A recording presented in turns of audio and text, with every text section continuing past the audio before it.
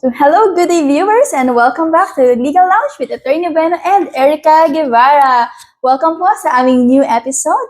At ngayon po, Attorney, mainit-init pa ang ating pag-uusapan dahil ito ay ang recent na pagkapanalo ng bagong US President na si Donald Trump.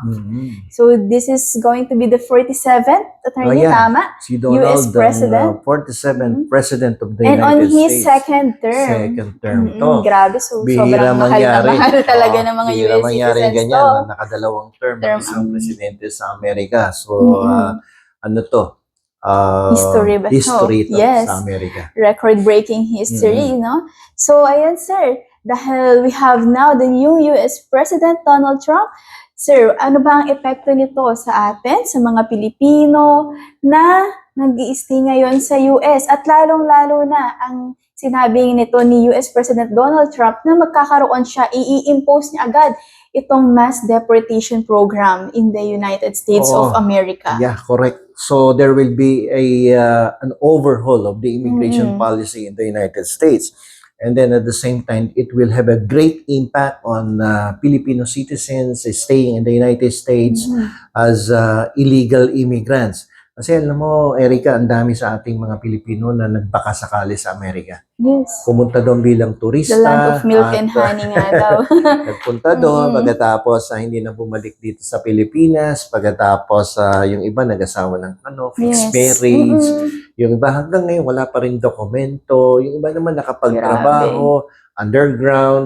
So maraming problema ang kinakaharap yung mga ating mga Pilipino that are considered as undocumented, and they may be affected by this new immigration policy that will be implemented by January kapag nag-assume January sa na agad. Nasa Oo. November na tayo, mid-November na, January agad Effective na dyan. Effective ng January effective na 2025. So ayun, attorney, sino ba ang mga kasama sa mga apektuhan nito? Lahat ng mga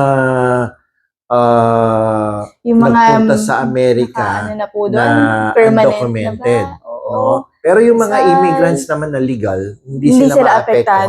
Paano So, may yung estudyante, mga- attorney? Yung estudyante Oo. na marami din kasi mga estudyante after going to the United States, di naman Nag-i-stay tumutuloy sa na. pag-aaral at nagiging TNT na rin. So, affected din Nagtatrabaho yan. na lang. So there will be a reduction of the approval rate for the study visa because maraming nag-abuso dyan. No, na ginagamit lang nilang Easy dahilan way niya. kasi, makapasok oo. So makakapunta ng Amerika pero actually that is not the main objective of the study visa applicant but only to go to USA and maraming other purposes na ginagawa. So, sa bagay naman, hindi na lang naman Pilipino ang maapektuhan dito. May mga ibang bansa Marami din katulad naman ng ng mga galing sa immigrants, Mexico. yes. Ito yung pinakamarami at saka yung China.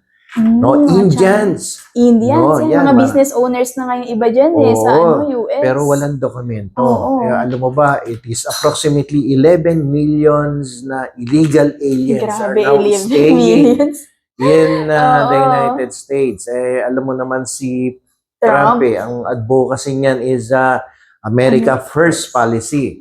And makabayan definitely, talaga to. makabayan yan. At sabi niya nga, dapat ang opportunities na available dito sa Amerika ay pang-US citizen pang lang. US citizen, Exclusively for no? US citizens. At inaagawan daw kasi ng opportunity ang mga Mas American marami na citizens. ata ngayon mga nagtatrabaho na immigrant talaga kaysa mga US Oh, citizens. maraming TNT ron na nagtatrabaho. Ay, imbis na nakukuha ng mga American citizens at immigrants na legal, ay napupunta doon sa mga illegal immigrants. At ito ang isa sa pinaka-main objective ni Trump is to deport, magkaroon ng mass deportation by January. At, So grabe. Dami na natatakot ngayon, attorney, ng mga kababayan natin sa US. Hindi ko alam kung For tama sure. yung figures ko, di ba? Mga 200, 300. Yes, actually sa isang news article na nabasa ko, attorney, according kay DMW, the Department of Migrant Workers, they are ready to assist daw 370,000 Biruin mo Filipinos na nasa US na maaaring maapektuhan nitong mass deportation ni Trump. Oo. So, 370,000 maraming yung mawawalan estimate ng, nila. maraming mawawalan ng hanap buhay sa Amerika. At yung iba doon, attorney, mga dekada na din talagang in-stay sa Amerika, nakabuo na ng pamilya, nandoon na ang buhay. So, yung kinakatakot nila kapag na-deport sila, ano na yung buhay nila dito ngayon sa Pilipinas. Siguro naman merong mga plano ang ating gobyerno kung paano tutulungan May mga itong- financial assistance naman may daw po, financial nag-ready assistance. naman daw ng mga job opportunities para Yeah. sa mga maapektuhan. If mag-i-initiate din yung mga kababayan natin na umuwi na lang dito sa Oo. Pilipinas. Mas maganda umuwi kasi may hirap Mm-mm. yung forced deportation Yes. No, alam mo pag nagkaroon ng forced deportation, naka-ano ka dito, nakaposas. So parang kriminal. You Parang are treated like a kriminal. criminal. Oh, yeah, pagsakay mo Oo. sa eroplano, nakaposas yan. So it's better na magkaroon ng voluntary deportation Yeah, so because there are two kinds of save your dignity deportation. na din, no? The first deportation, type of deportation is forced, nakaposas, or voluntary. Ayun. Kaya lang ang problema sa exit voluntary, na. ikaw bibili ng ticket mo. Pero kapag forced deportation, may posas ka, libre ticket niya pauwi. Paposas ka na lang. Ganun ba yun, attorney? Oo. So, yun ang mangyayari dyan. Whichever, no, mas okay pa rin talaga na umuwi na lang Oo, dito mauwi. sa Mas bansa maganda. natin. Actually, madami namang Oo. opportunities dito. Mm-mm. Masipag ka lang. Tama. Mahirap yung nasa Amerika ka, tapos malayo ka sa pamilya mo, kumikita ka, pero 24/7 ng trabaho. Diba? Oo. Marami doon nagtatrabaho, 2 employers, 3 employer. Dalawa't wala nang Alam pahinga mo ba, nung talaga. nagpunta ako doon, may mga nakita kong Pilipino na nakausap ko pagkatapos nila dun sa 3rd or 2nd employer nila. Uuwi yan, may coaching second kasi mura lang naman yung second hand na kotse doon. Magda-drive-thru na lang yan sa McDo. Tapos habang pauwi yan, kumakain yan sa kotse. Pagdating niya sa bahay, bulag tayo. Grabe, no? Tapos gising uli ng maaga-maaga. Punta na naman sa opisina o sa trabaho niya. Ganun ang buhay Amerika. Parang hindi naman American dream yun, attorney, no? yung hinahabol natin na American dream, parang hindi rin naman nakukuha, no? Hindi healthy yung work. Oo, hindi healthy. Yung lifestyle doon, Yes. hindi healthy. So at least din yung health talaga ng mga Walang OFWs. balanse sa work. Life and work balance, Oo, wala na. Wala. At least dito sa Pilipinas, nasa comfort ka ng bahay mo, nandyan pa yung pamilya mo, kakilala mo lang yung mga nakapaligid sa'yo, di ba? So, ang isa pang maapektuhan dito, yung mga nagbabalak mag-file ng petition for immigrant visa na family-based. No? Ang kasi sabi may niya, pending applications. oo, sabi kasi ni Donald Trump, they will reduce the amount of visa approval for those intending to become an immigrant via this petition filed by mas mahigpit na to, family pahirapan members. na ma-approve, So, attorney. bababa ang approval rate niyan. At talaga namang yun lang talagang pinakamagagandang presentation ng makakakuha ng immigrant visa. Pero kung hindi maganda ang iyong dokumento, ay malamang masama ka doon sa mga posibleng hindi makakuha ng immigrant visa. So aside from that, meron ding maapektuhan katulad ng mga nag-a-apply ng study visa because they will impose a stricter rule or requirements At for for sure, ang applicants for fees, study attorney, visa. tataas At talaga. tataas yan. Surcharge ng fees Ngayon yan. pa lang mataas na yan. Ang Ano ba tuition fee. estimate ngayon, attorney, Sa na master's degree, it's beyond $30,000. Wow, $30,000? Times ano na ba yun? May 59 na? 59 na ang palitan ngayon, attorney, kahapon, no? 59 na ang latest. So, Grabe. bakit ka pa pupunta sa ganun hindi kamahal? na Di mag-master wise. ka na lang sa Spain. Mm-mm. Sa Spain Ayan. kasi, it would only cost you 10,000 Ang laki euro. ng difference, The lowest attorney. would be 7,000 euro. At masisave pa sila sa worry nitong deportation program ng US. And then they have the chance of becoming a Spanish citizen. So it's in better sa Spain. mga students natin na nagbabalak mag-apply ng visa sa US na mag-Spain na lang, no, attorney? Spain, yeah, Mas better. magandang option They siya. have a very friendly immigration policy when it comes to Filipino citizens. At very affordable ang education sa Espanya as compared with the United States. At hindi ganun kahirap kumuha ng visa as compared again with the United States. So, ako sa akin, if you will ask me what is the best country that I have visited in the past, I would go for Spain talaga, instead of the attorney, United i-recommend States. mo. Oo, maganda sa Espanya.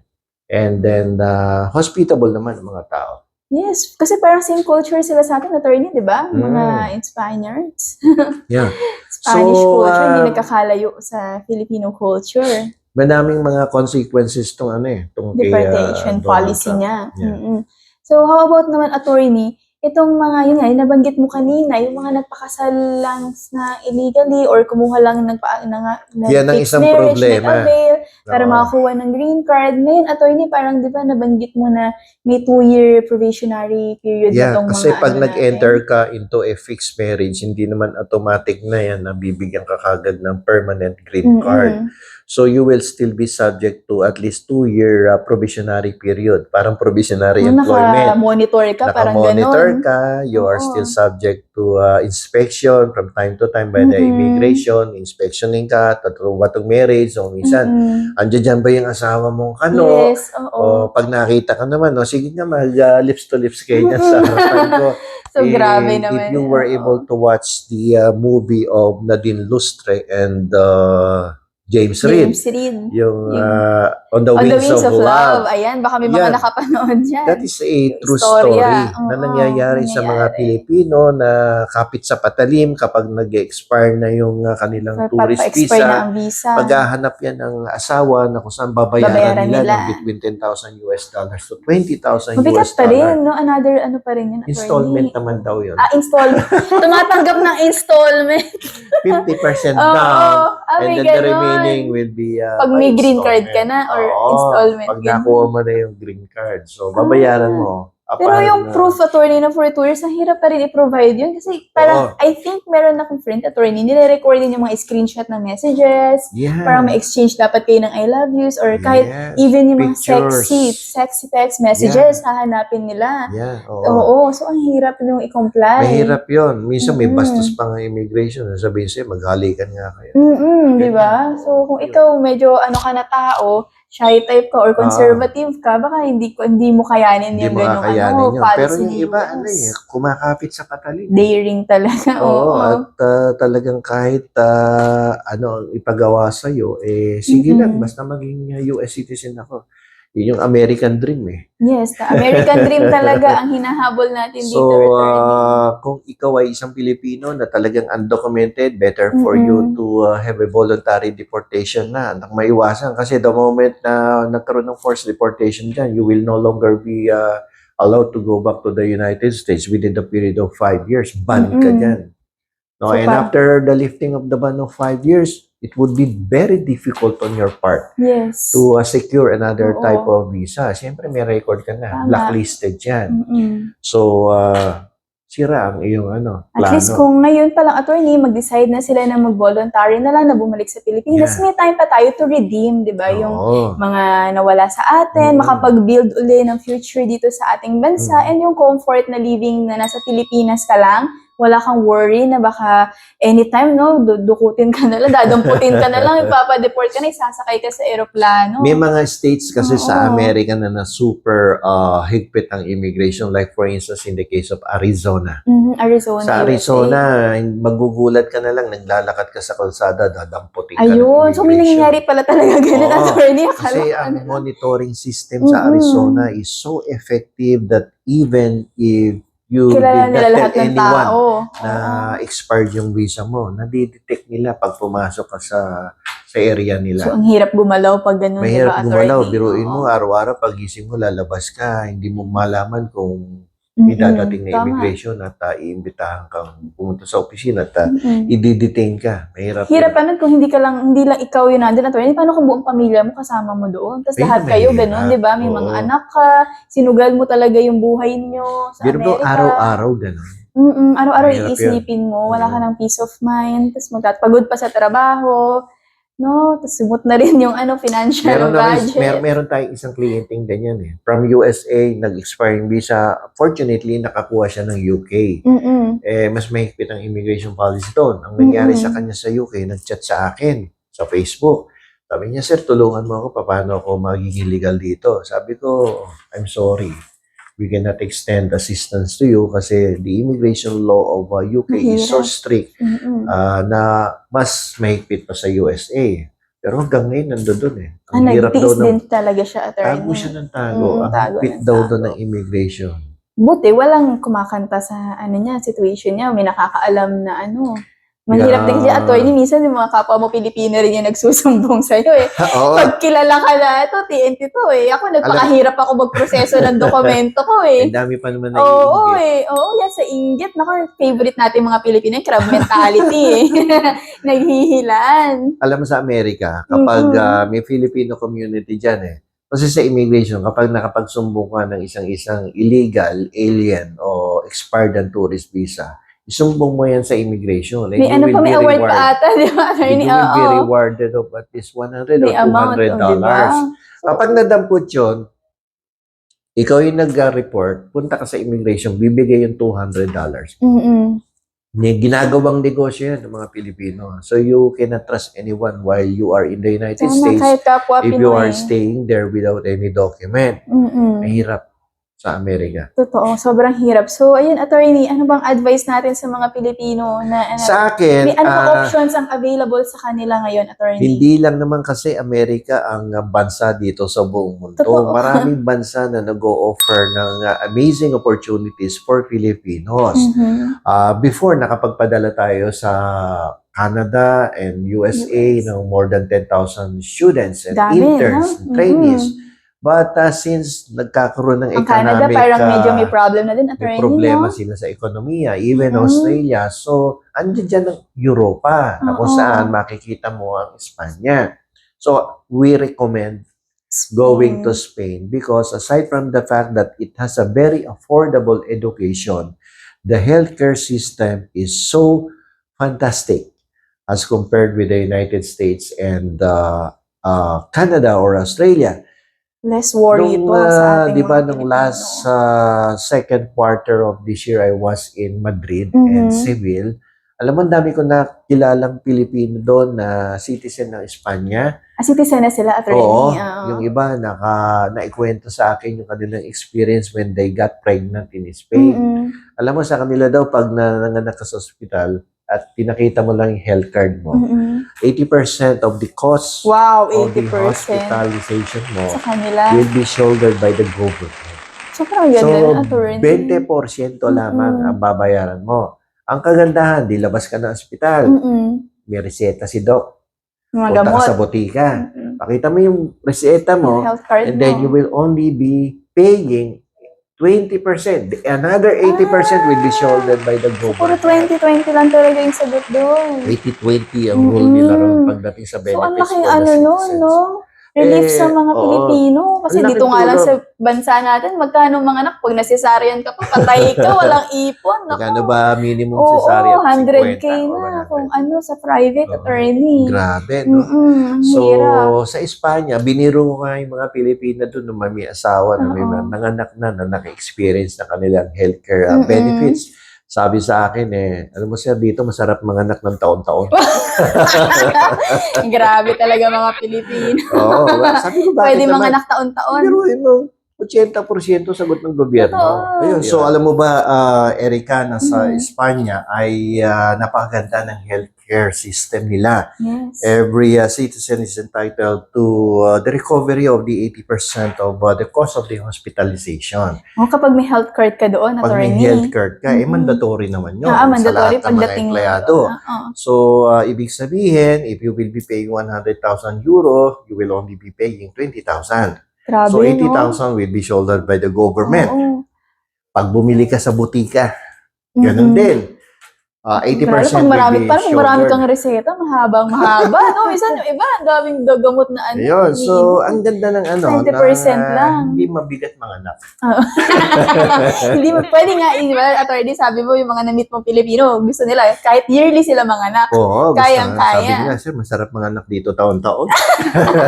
mga bumubuo ng basketball team. Basketball team, pwede gumawa ng basketball Oo. team. 12. So, ang laking relief attorney kung doon ka na lang sa Spain talaga compared sa US na And ang at the same daming time, worry. madaming opportunities. Alam mo, sa Spain kasi, pag nasa Spain ka at ikaw ay citizen na, you can transfer to another country without securing another type of visa. So, Like for instance, what countries attorney available? Germany is considered as the number one in the European community. Like for instance, kung IT ka or healthcare or Yung engineer ka, specialization na gano'n. yung mga ganong klaseng Oo. occupations, mag-transfer ka sa Germany. Those are occupations that are considered Kailangan highly nila. in demand.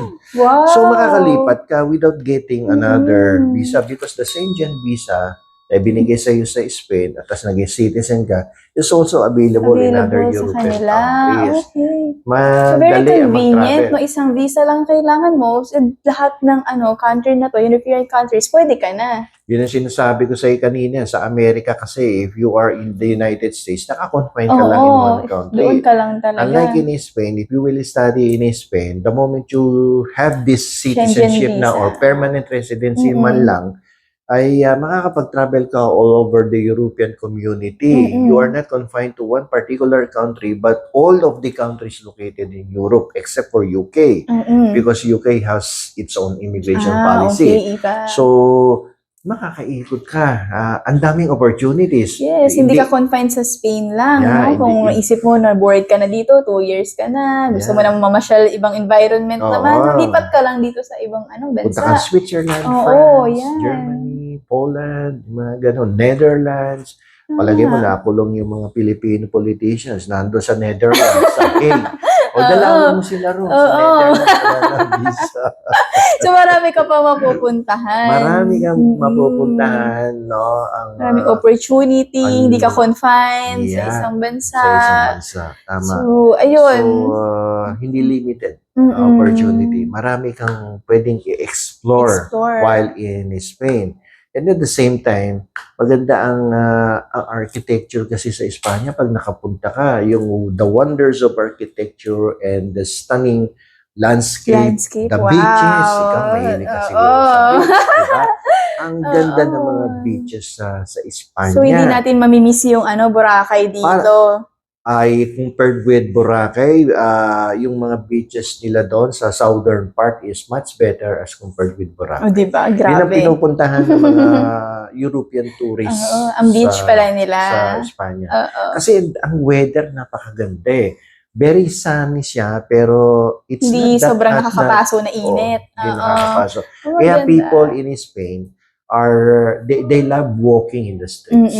Mahilig sila maglalakad lang. Madami kang makikita doon Naglalakad lang sa miski alas 7 na ng hating gabi. Makita mo naglalakad lang. sa kalye yan. At tipid ang ilaw doon, ang kuryente. Alam mo bakit? Kasi alas 10 na ng gabi, ang tindi pa ng araw. So, Wow. hindi ka magbubukas ng ilaw.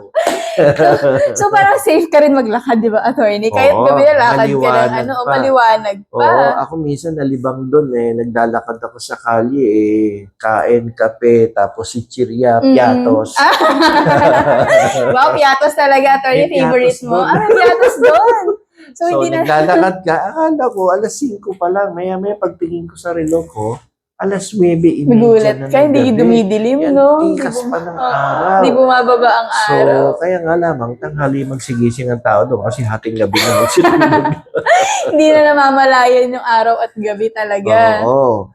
Ayun. So, there are so many options available. If ever that you will no longer choose the United States of America as your country of destination to become a permanent resident and also work there.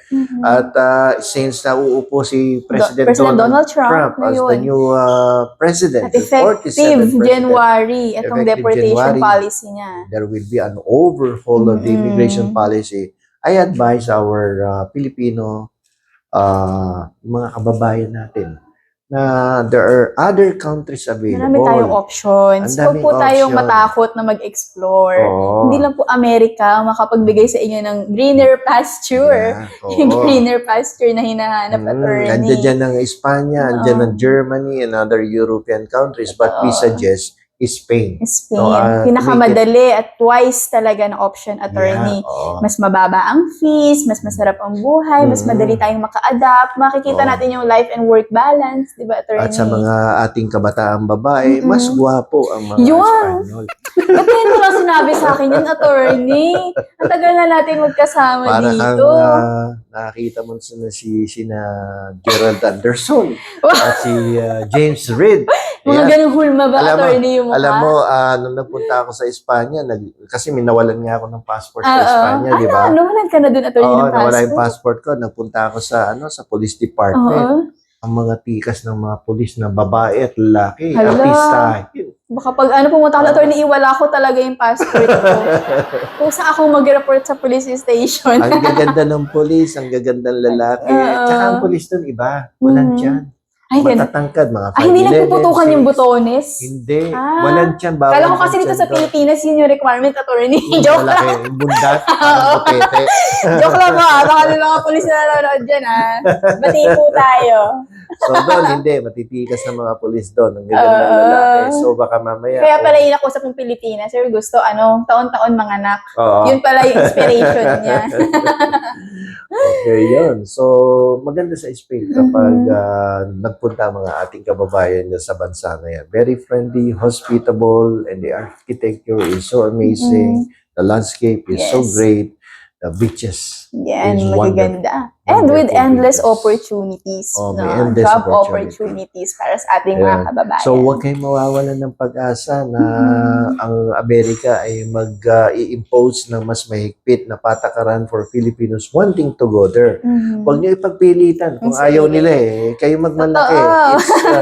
It's their loss, not Mhm. yours. So, go to Yes. Spain. We have an option po. Huwag natin i-confine yung mga sarili natin. Oo. Huwag natin isa yung sarili natin na natatakot tayo. Mhm. So, napakalawak ng mundo natin, attorney, di ba? Marami tayong opportunities na pwede i-explore. Yes. Okay, so, ayun po. If you still have any questions or isa ka ba sa mga nangangarap sana na pupunta sa US or isa ka ba sa mga may pending visa application na ngayon nag-iisip ka ba ng other options mo, saan ka na pupunta dahil ito sa bagong policy ni President Trump. So, please let us know sa aming comment section dito sa aming YouTube channel. And if you need legal assistance or legal advices, very open po ang aming opisina here in Pasig City. Once again, Yes. the first consultation, attorney, is always free, Yes. di ba?